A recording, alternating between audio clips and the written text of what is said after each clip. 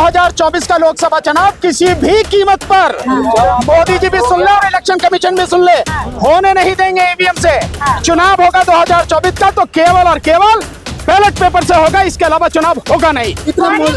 EVM हटाओ, EVM हटाओ। Police हमें डिटेन कर रही है, पुलिस हमें डिटेन कर रही है। सुप्रीम कोर्ट और हाई कोर्ट से जुड़े हुए एडवोकेट ईवीएम के खिलाफ और वीवीपैट की जो है मांग को लेकर इलेक्शन कमीशन के ऑफिस की तरफ को जो है कूच करना शुरू कर दिए हैं। ये अपना एक पैदल मार्च निकाल रहे हैं। इस वक्त हम मौजूद हैं दिल्ली के पटियाला हाउस कोर्ट पर, जहां से सुप्रीम कोर्ट और हाई कोर्ट से जुड़े हुए वकील इलेक्शन कमीशन के ऑफिस की तरफ को अपना मार्च लेकर जाने की कोशिश कर रहे हैं।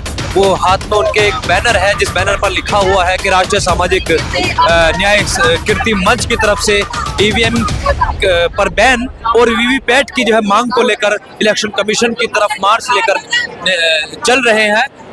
ईवीएम हटाओ संविधान बचाओ के बैनर तले, वो ईवीएम हटाओ संविधान बचाओ के बैनर तले इलेक्शन कमीशन के दफ्तर की तरफ चल रहे हैं, जिसमें आप देख सकते हैं कि हाई कोर्ट और सुप्रीम कोर्ट के वकील इस वक्त इंडिया गेट सर्किल के पास यानी कि पटियाला हाउस कोर्ट से निकले हैं और इलेक्शन कमीशन के दफ्तर की तरफ चले हैं।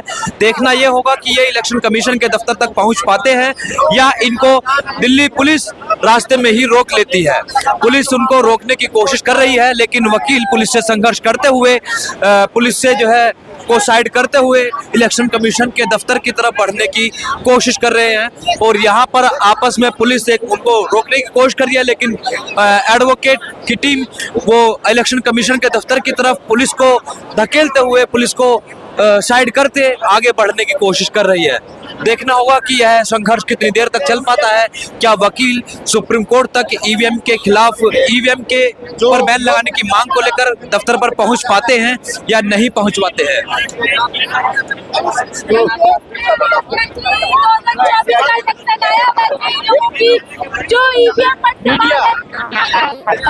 यह संघर्ष पुलिस और एडवोकेट लोगों के बीच में चल रहा है। पूरे भारत में होगी।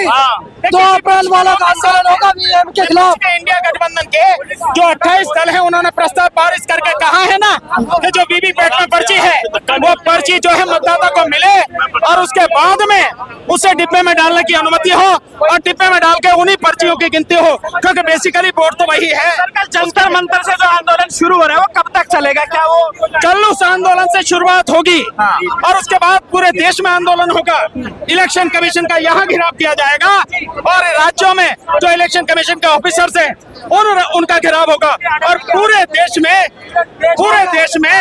जो जिले हैं उन जिलों में जो है आंदोलन होगा। हर जिले में आंदोलन होगा। ईवीएम हटाओ, ईवीएम हटाओ, बैलेट पेपर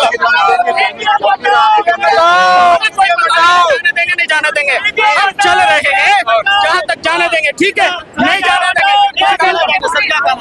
हम यही कहना चाहेंगे कि जब इससे ज्यादा विकसित देशों के अंदर बैलेट पेपर से जब चुनाव होता है तो भारत को भी जो है बैलेट पेपर पर चुनाव करना चाहिए, ताकि जनता अगर आप पाक है तो जनता का शक खत्म करना, जनता का जो निशान है उसको खत्म करने के लिए आपको बैलेट पेपर में चुनाव करवा देना चाहिए। आपको अपनी शक्ति का पता, अपने पावर का पता, अपने वोटर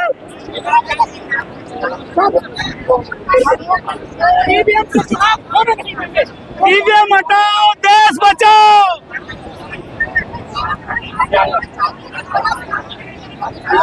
देखिए दिल्ली पुलिस और वकीलों के बीच में संघर्ष शुरू हो गया है।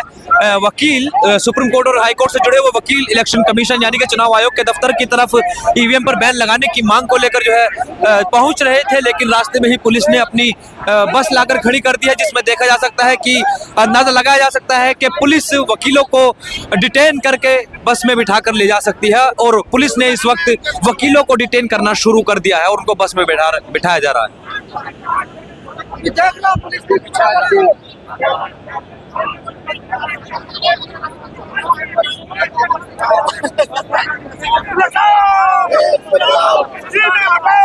देश बचाओ, देश बचाओ। एक बार साथियों,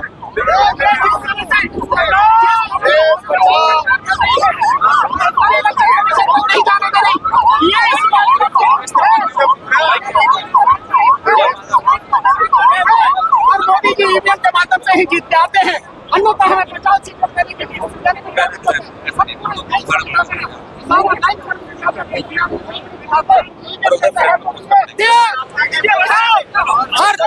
ईवीएम हटाओ, ईवीएम हटाओ, ईवीएम हटाओ।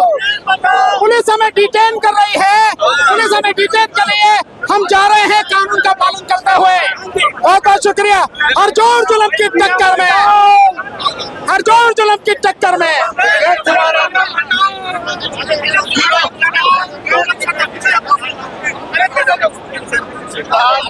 तमाम